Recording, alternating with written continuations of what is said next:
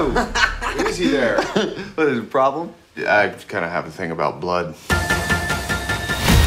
دکستر سریال که قسمتش به 2006 برمیگرده و تا الان ادامه پیدا کرده، یعنی بیشتر از 120 قسمت تا الان از این سریال ادامه داشته.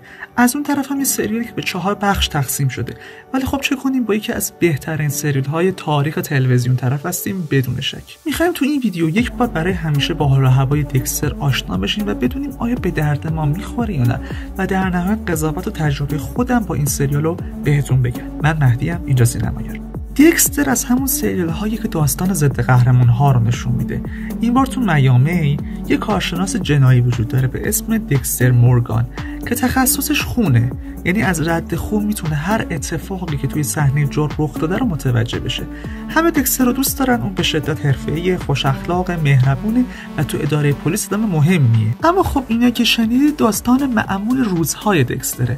شبا دکستر یه قاتل زنجیره‌ایه، اونم نه هر قاتلی، بی‌رحم‌ترین و خشن‌ترین قاتلی که شهر به خودش دیده. اون قربانیای خودش رو اول شکنجه و بعدش تیکه تیکه میکنه. پدر خوندش این حقیقت که دکستر یه خوی بیرحم و خشن داره رو توی نوجوانیش فهمیده بود، ولی خب فهمید کاری هم نمیشه کرد جز مهار کردنش. پدر خوندش به دکستر میگه که مجبوری بکشه، کسایی رو بکش که حقشونه بمیرن و یه جورایی عدالت رو اجرا کن و همین میشه اصل و اساس زندگی دکستر، یعنی آدم‌هایی رو شکار کن که آدم‌های بیگناه رو شکار کردن. خب حالا اگه فکر کردید داستان به همین سادگی، به هیچ وجه. قاتلایی هستن که وقتی پیداشون میشید دیگه دکستر به راحتی از پسشون بر نمیاد. اونا خطرناکتر و باهوشتر از دکستر هستن و یک جنگ مخفی را میندازن توی شهر. میتونیم بگیم چند تا از این قاتلا بهترین و تاریک‌ترین شخصیت‌های منفی تاریخ تلویزیون هستن. و همه این چالش‌های نفسگیر در کنار اینه که مثل تمام داستان‌های ضد قهرمان‌ها اینجا هم با یک تمی مواجه هستیم که آیا قاتل‌های شبانه شهر خطرناکتر میتونن باشن یا چیزی که دکستر میتونه بهش برسه خطرناکتره؟ آیا کسی که شبا قاتل‌های دیگر رو سلاخی میکنه قهرمان شهره یا همین آدم برای حفظ هویتش دیگه چه کارهای خطرناکی میتونه بکنه و ما میتونیم اینجا طرف کیو بگیریم؟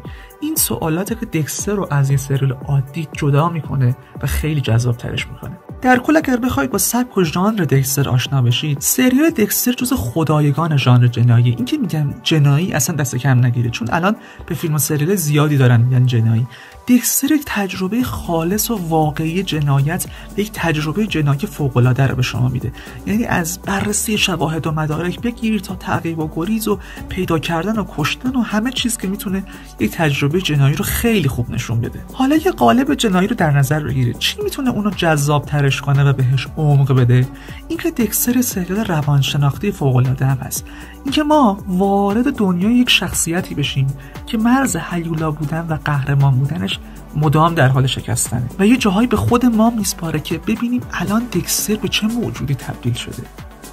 و در نهایت خامی روی کیک هم به یه چیز جذابی میرسه تو این سریال که خیلی هم بهش معروفه به اسم دارک کمدی، کمدی سیاه. این سریال یه وقت‌های واقعا شوخ‌طبع و بامزه است، یعنی خیلی جاها شوخ‌طبع و بامزه است.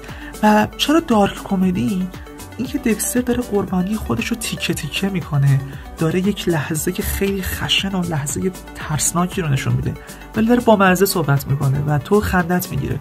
یه وقتایی توی روزها داره با پلیسا صحبت میکنه، تو به حماقت این پلیسا میخندی، به این حماقت مردم میخندی و نمیدونی دارن با چه قاتل کثافتی صحبت میکنن و یه وقتایی قهرمان و کسی که نجاتشون داده و ترسناکه در این حال خنده آورم هست. حالا بریم سراغ این که وقتی میگیم بالای 120 قسمت سریال یعنی چی و سریال تا الان چه مسیری رو طی کرده. سریال ابتدا توی 8 فصل منتشر شد از سال 2006 تا سال 2013.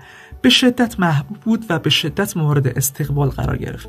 تقریبا همه معتقدن 4 فصل اول این سریال جزو بهترین سریال های تاریخ تلویزیونه، مخصوصا فصل 4 که اصلا معتقدن بهترین فصل این سریاله و یه فصل تاریخیه. ولی خب از فصل 5 یه افتی رو شاهدش هستیم که دیگه این سریال انرژی سابق خودش رو نداره و کم کم رو به نزول میره. فصل 8 سریال که نقطه شکستشه و این سریال یک پایانی داره که به شدت شدت طرفدار خودش رو ناراضی میکنه و یک نمره فاجعه بار هم میگیره، نمره 4.9، یه چیزی مثل پایان گیم آف ترونز دیگه که نمره 4 رو گرفته بود از مردم. اینطوری میشه که سریال توی 8 فصل 96 قسمته به کار خودش پایان میده با یک پایان فاجعه بار. سالها میگذره و طرفدار درخواست میکنن، خودشون هم بعدشون نمیاد، بازیگر اصلی تایید میکنه و در نهایت تو سال 2021 دکستر برمیگرده و دکستر نیو بلاد ساخته میشه. این سریالی وظیفه خیلی مهم داشت، اونم اینکه اون پایان بندی افتضاح فصل 8 که بود رو جبران کنه و دوباره با یک استاندارد خوبی سریال رو به پایان برسونه. اتفاقی که میفته اینه که همه با دیدن دکستر به شدت ذوق میکنن، حال و هوای جدید رو میبینن و پیش میرن به سوی یک پایان بهتر. ولی اتفاق خنده‌دار باحال رخ میده، اینکه قسمت پایانی دکستر نیو بلاد از پایان قبلی هم بدتر از آب در میاد. اصلا کرکوپر همه میریزه و خب بالاخره تموم میشه. در این مرحله پارامونت تو شبکه شوتایم میگن بیاید نابید نشیم، بریم سراغ تصمیم دیگه. میگن بریم سراغ پیش درآمد دکستر، یعنی داستان قبل از اون 8 فصل اصلی رو روایت کنیم که اسم سریال میشه دکستر اوریجینال سین. اتفاقی که میفته اینه که مخاطبا استقبال میکنن، سریال خوبی هم از آب در میاد و امیدوار کننده ظاهر میشه.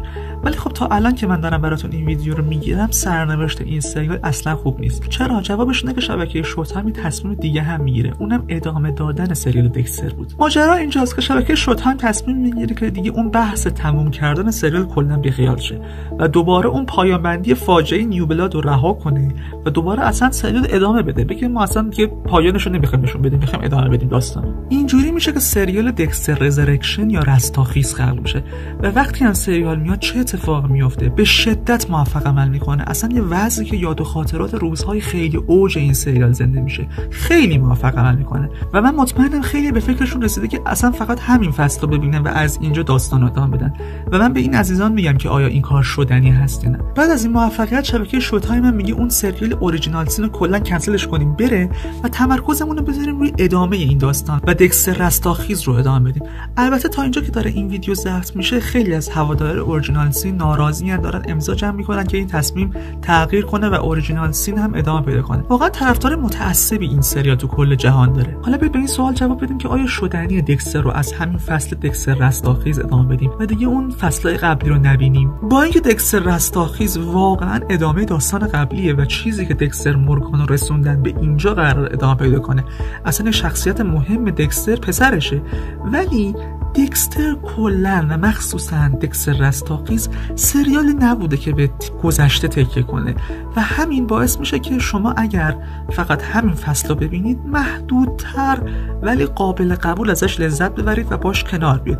البته اگر میخوای واقعا این کارو بکنید دیگه دکستر نیو بلاد رو ببینید. دیگه اگر اونو نبینید خیلی سخت میشه، چون دکستر رستاخیز خیلی ادامه دکستر نیو بلاده. دقیقاً از همون لحظه که دکستر نیو بلاد تموم میشه ادامه پیدا میکنه و دیگه اگه اونو نبینید دیگه خیلی کار سخت میشه. اگر بخوام تجربه خودم در مورد دکستر رو بهتون بگم، حقیقتش دکستر فصل اولش رو من چند سال پیش دیدم و با اینکه از فصل اولش به شدت لذت بردم اما رهاش کردم.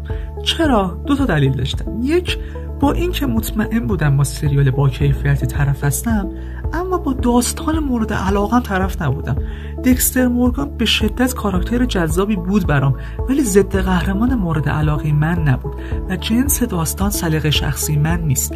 دلیل مهمتری که سریال رها کردم به خاطر طولانی بودنش بود، چون که من میدونستم با داستان مورد علاقم طرف نیستم، ولی خب دارم از کیفیتش لذت میبرم، میبینم با چه سریال با کیفیتی طرف هستم، اما نمیتونستم 120 قسمت بهش وقت بدم و 120 قسمت دیگه خیلیه. به خاطر همین وقتی دکستر رستاخیز اومد خیلی ذوق داشتم و رفتم دیدمش و واقعا هم لذت بخش بود. در کل نظر منم بخواید فصل اول دکستر رو که ببینید و از دیدنش هم به شدت لذت ببرید، دیگه خودتون میفهمید که این سریال رو میتونید ادامه بدید یا نه و چقدر جنس شماست و شما رو راضی میکنه و سلیقه شما خواهد بود. سعی کردم یه ویدیو جامعی از دکستر بسازم که بتونه به هر کسی در موردی که از مهمترین سریال های تاریخ تلویزیون کمک کنه که چه تصمیمی در موردش بگیره و از شما هم ممنونم که این ویدیو رو تا اینجا دیدی. اگر به فیلم و سریال علاقه‌مند هستی کانال رو سابسکرایب کن که با هم دیگه از این سفر لذت ببریم. تا ویدیو بعدی امیدوارم سلامت باشی و خدا نگهدار.